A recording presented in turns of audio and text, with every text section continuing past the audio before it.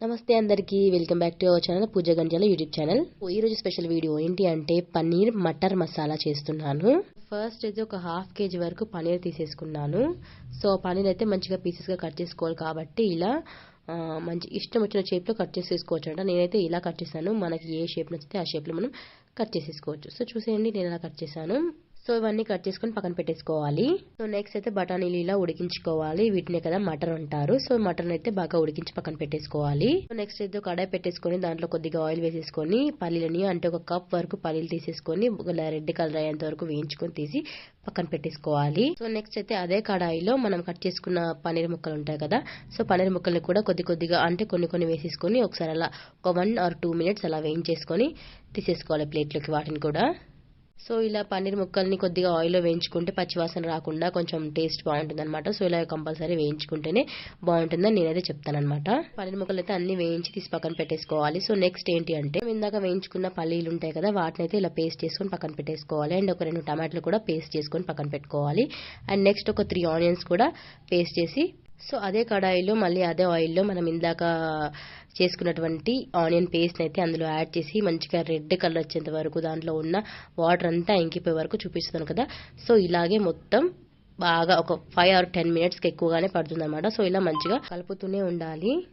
దాంట్లో ఉన్న వాటర్ అంతా ఇంకిపోవాలన్నమాట. చూడండి నేను చూపిస్తున్నాను కదా ఇలా మొత్తం రెడ్గా అయిపోవాలి. ఇలా మొత్తం రెడ్గా అయిపోయిన తర్వాత దాంట్లో కొంచెం అల్లం వెల్లుల్లి పేస్ట్ అయితే యాడ్ చేసుకుంటున్నాను. కూడా వేసిన తర్వాత ఒకసారి మొత్తం కలిపేసుకొని తర్వాత మనం ముందుగానే చేసి పెట్టుకున్నాం కదా మిక్సీ టమాటో పేస్ట్ కూడా యాడ్ చేసి బాగా కలిపేసుకోవాలి.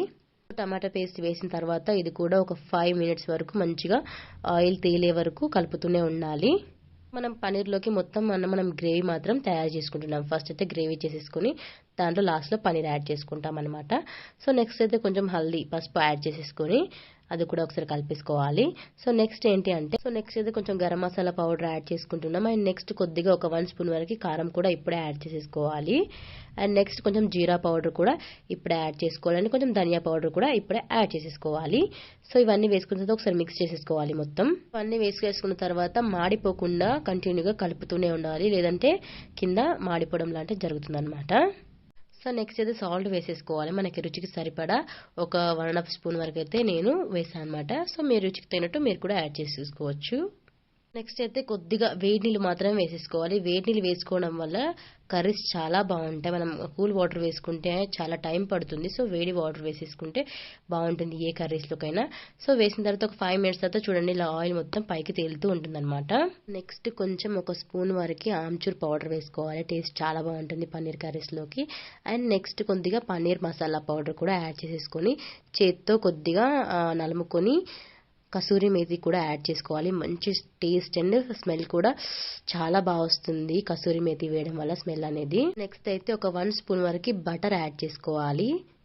సో బటర్ తినని వాళ్ళు దాన్ని అవాయిడ్ కూడా చేసేయచ్చు. ఏంటి అంటే బటర్ వేస్తే మంచిగా టేస్ట్ వస్తుంది అనమాట. సో తినని వాళ్ళు దాన్ని అవాయిడ్ చేసేయచ్చు అంతే ఏం లేదు. సో నెక్స్ట్ ఒక 2-3 spoons వరకు వాటర్ అయితే యాడ్ చేసుకోవాలి మళ్ళీ. సో బాగా కలిపేసుకున్న తర్వాత మనం ముందుగానే చేసి పెట్టుకున్నాం కదా పల్లి పేస్ట్. సో అదైతే యాడ్ చేసేయాలన్నమాట. సో ఈ కర్రీలో లాస్ట్ ఇంగ్రీడియంట్ ఇదే అనమాట. ఇంకా సో ఫైనల్గా వచ్చేసింది అనమాట కర్రీ. సో పల్లి పేస్ట్ వేసుకున్న తర్వాత బాగా మిక్స్ చేసుకొని ఒక 5 to 10 minutes బాగా ఉడికించుకోవాలి మూత పెట్టేసి.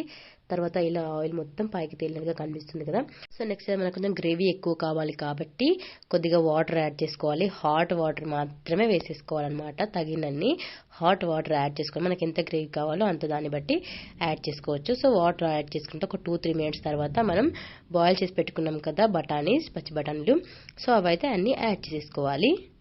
అన్నీ యాడ్ చేసుకున్న తర్వాత ఒక 10 minutes బాగా మరిగించాలన్నమాట. మనకు ఆ సూప్ని అయితే ఆ గ్రేవీని ఒక 10 minutes బాగా మరిగించుకోవాలి. చూడండి 10 minutes బాగా మరిగిన తర్వాత పన్నీర్ ముక్కలు అయితే యాడ్ చేసేసుకోవాలి. ఫైనల్గా గ్రేవీ అనేది మొత్తం చల్లబడిపోయిన తర్వాత చాలా చిక్కగా అవుతుంది అనమాట. చూడడానికి ఇప్పుడు కొంచెం పలచగా కనిపిస్తుంది కానీ చల్లబడిపోయిన తర్వాత బాగా చిక్కగా అవుతుంది. సో ఫైనల్గా అయితే కొత్తిమీరతో గార్నిష్ చేసేసుకొని ఇంకా స్టవ్ ఆఫ్ చేసేయడమే.